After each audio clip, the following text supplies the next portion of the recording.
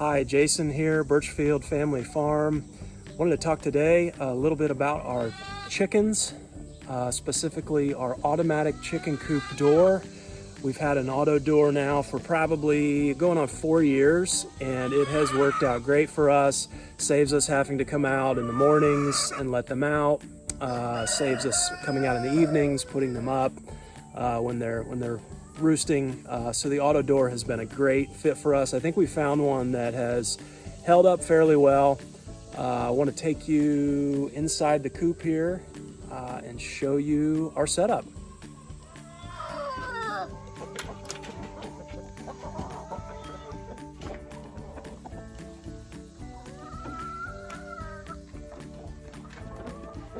We're surrounded by chickens. Yeah. Yeah. One quick thing to note, this is on our hens, our laying hens, not on our meat birds. Our meat birds are pastured, but it's nice to have an automatic door for our laying hens. Okay, here in the coop, this is our automatic door set up. Say hi, ladies and gentlemen. This setup here, we did the wood part and made that. We did order in this motor at the top, and it came with this mounting strip, the motor, a heavy-duty string, and this clip here. Of course, the plug. We do have electric out here in our coop, 120 volt. So we run this baby off of a timer. And you know, one thing we discovered: if you're going to get a timer, get the heavy-duty timer. Here's some specs for you. I think that was just an Amazon job, but the lighter duty ones for indoors did not hold up, so I believe that's an outdoor timer. But anyway, this thing, the basic premise here is when this thing hits the timer, it is going to go up and down. Let's see if I can do a cycle here and show you. So I would be simulating the evening. When they're all in after dark. See, this timer's just moving here until it flips the switch. And it stops lowering. Do have a little air gap at the bottom there, but that has not been a problem for us. And to go back up, unplug, plug back in.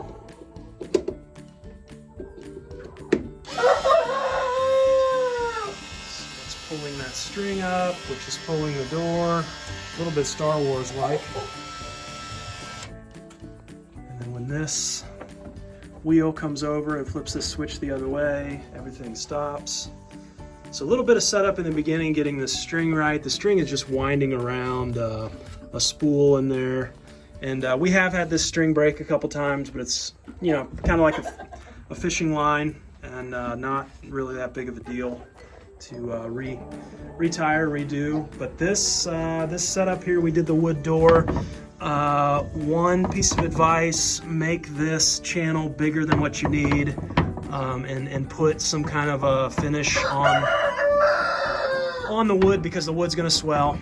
We discovered that the hard way, so we had to come back and redo the channel, make it a little bit bigger. But as long as that's loose, the weight of that wood again just pulls this thing down. This is after they roost. The door would automatically close.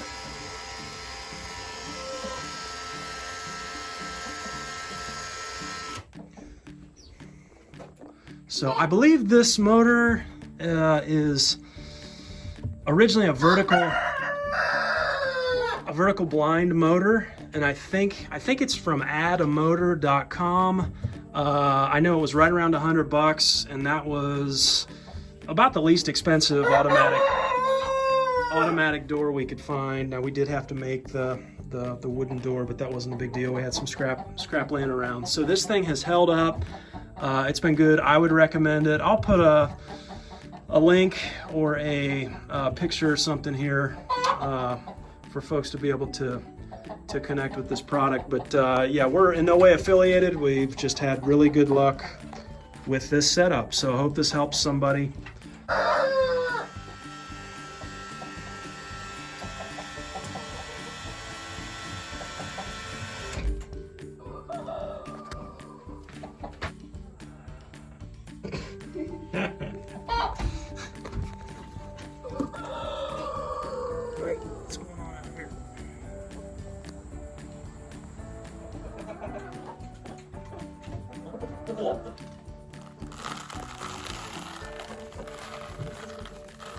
couple things to keep in mind here with this setup. It is not completely maintenance free or attention free.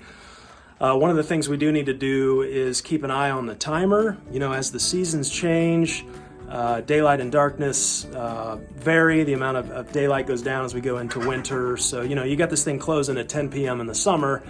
You can't just leave it alone because you get into winter, say December, where you're getting dark at 5 or 5:30, and you've got like 5 hours of darkness there where your birds are in the coop, but your door is still open, and you definitely do not want that in terms of predators and whatnot. So you want that door opening pretty close to sunrise and closing just after sunset when the birds have roosted. One other thing to keep in mind that we found out the hard way, if you're running this thing off of 120 volts, when you get a power outage.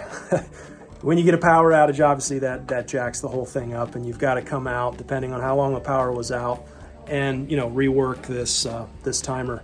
So a minimal power outage, 15-20 minutes is not really going to upset things, but any longer than that, and does require some attention. So just a few things to keep in mind. So I had a chance to go back and check out the adamotor.com website, and they have expanded their products significantly. They have all kinds of stuff that can go on these motors now, their own timers. They have even like a Wi-Fi unit. You could control this thing via Wi-Fi, which is really cool. So check out their website. I had an idea of my own. What about hooking this motor to a photocell? That might solve some problems. If you know much about photocells, leave me a comment. Let me know if you think it would work.